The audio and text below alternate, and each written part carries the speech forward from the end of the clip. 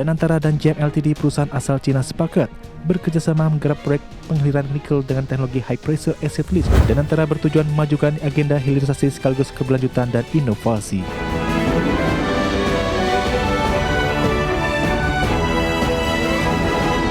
Selanjutnya, pemirsa, Badan Pengelola Investasi Danantara melalui Divisi Investasi Danantara Investment Management resmi menggandeng perusahaan asal China, GEM Limited, untuk berinvestasi pada smelter nikel berteknologi High Pressure Acid Leach atau HPAL. Kerjasama strategis ini fokus dalam proyek smelter nikel senilai 23,34 triliun rupiah. Badan Pengelola Investasi melalui Danantara Investment Management resmi menandatangani pokok perjanjian atau Head of Agreement dengan perusahaan publik global Cina yang bergerak di bidang metalurgi hijau dan ekonomi sirkular, GEM Limited.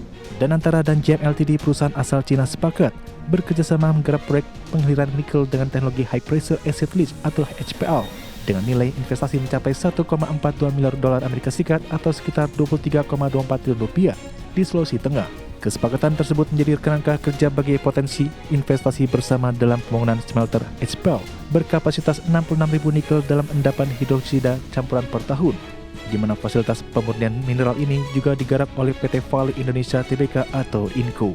CEO Danantara yang sekaligus Menteri Investasi dan Hilirisasi Rosan Losreni menegaskan kerjasama ini pihaknya ingin memastikan hilirisasi tetap berjalan di Indonesia.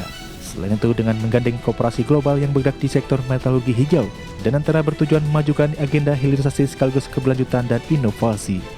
Dari Jakarta, Tim Liputan IDXNO. Pemirsa, Presiden Prabowo Subianto mendukung pengembangan Government Technology atau GovTech. Ketua Dewan Ekonomi Nasional Luhut Binsar Panjaitan pun ditunjuk khusus memegang mandat untuk memimpin percepatan transformasi digital di pemerintahan. Penugasan Ketua Dewan Ekonomi Nasional Luhut Binsar Panjaitan ini menempatkannya sebagai penasihat khusus Presiden bidang digitalisasi dan teknologi pemerintahan. Pengangkatan Luhut sendiri tertuang dalam Peraturan Presiden Nomor 83 Tahun 2025 tentang Komite Percepatan Transformasi Digital Pemerintah. Posisi strategis ini diharapkan mendorong efisiensi dan modernisasi layanan publik. Luhut menegaskan melalui sistem GovTech, penyaluran program pemerintah seperti bantuan sosial akan semakin akurat. Teknologi face recognition dan biometrik akan digunakan untuk meminimalkan kesalahan dalam pendataan penerima manfaat sehingga distribusi bantuan lebih tepat sasaran.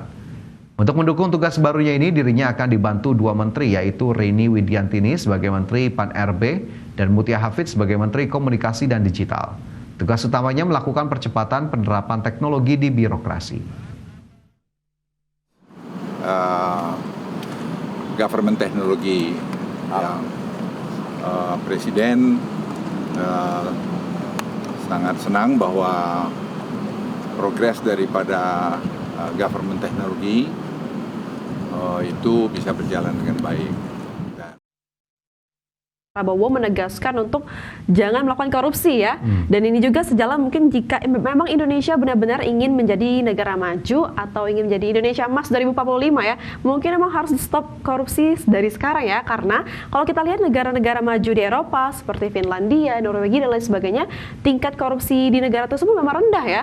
Sejalan memang dengan tata kelola negaranya, hukum yang kuat dan juga transparansi keuangan publik itu memang jelas ya kepada masyarakat. Ya, ini berarti menjadi pesan yang harus dijalankan oleh seluruh jajaran pemerintahan baik di pusat maupun daerah, dan kita harapkan juga tidak ada lagi tindakan yang dilakukan oleh jajaran pemerintah yang tidak akuntabel, kemudian juga tidak transparan, karena memang akhirnya masyarakat lain akan kecewa ataupun menjadi korban pada akhirnya. Kita awali dengan informasi pertama, pemirsa. Presiden Prabowo Subianto dengan nada tegas kembali menegaskan pentingnya tata kelola pemerintahan yang bersih dan efisiensi keuangan negara. Dalam sambutannya meresmikan pembukaan Asosiasi Pemerintah Kabupaten Seluruh Indonesia atau APKASI Otonomi Expo 2025 di AIS BSD Tangerang, Presiden Prabowo meminta para kepala daerah untuk menjalankan tugas secara akuntabel dan transparan demi menciptakan kesejahteraan masyarakat. Menurut Presiden, modal utamanya adalah jangan melakukan korupsi, karena korupsi sama saja membohongi amanat rakyat yang telah diberikan. Selain itu, kepala negara juga menyinggung perilaku sejumlah pejabat daerah yang dianggapnya masih tidak efisien. Untuk itu, Presiden menekankan meminta komitmen para kepala daerah untuk membangun birokrasi yang bersih, efisien, dan berpihak pada rakyat. Tidak ada uang tanpa kemakmuran. Tidak ada kemakmuran tanpa rakyat yang bahagia dan sejahtera. Tidak ada rakyat yang bahagia dan sejahtera tanpa pemerintah yang bersih dan adil.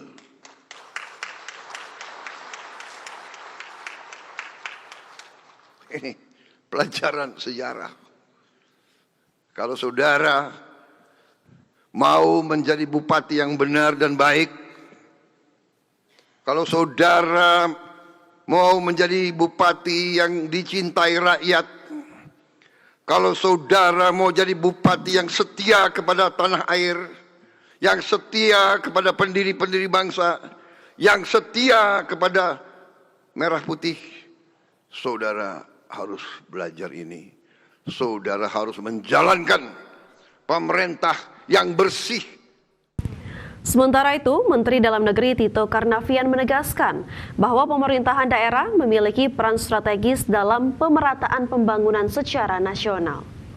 Oleh sebab itu, pemerintahan yang bersih, efisien, dan transparan sangat dibutuhkan dalam mewujudkan pembangunan yang berdampak langsung terhadap kesejahteraan masyarakat.